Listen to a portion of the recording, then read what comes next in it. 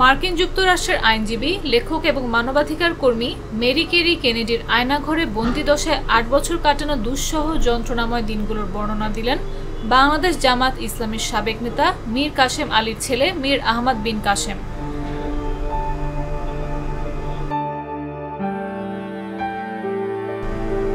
১৩ মে Kerry Kennedy তার সঙ্গে দেখা করতে গেলে আয়নাঘরের বিভীষিকাময় দিনগুলোর বর্ণনা দিতে গিয়ে মীর আহমদ কান্নায় ভেঙে পড়েন।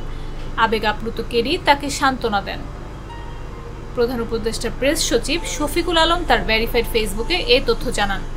স্ট্যাটাসে তিনি লিখেন, যখন কেরি কেনেডি আয়নাঘরে মীর আহমেদ বিন কাসেমের সঙ্গে সাক্ষাৎ করেন, যেখানে তিনি অন্ধকার ও বন্দিত্বে কাটিয়েছেন দীর্ঘ ৮ বছর, তখন সেই মুহূর্তটি ছিল অত্যন্ত আবেগপূর্ণ।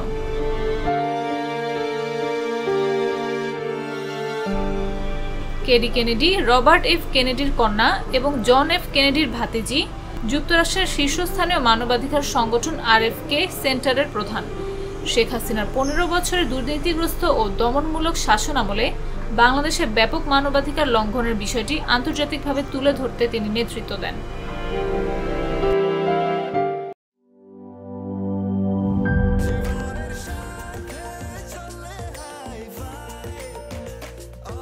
স্বাস্থ্যকর অল টাইম, সব সময় অল টাইম হেলদি লাইফ।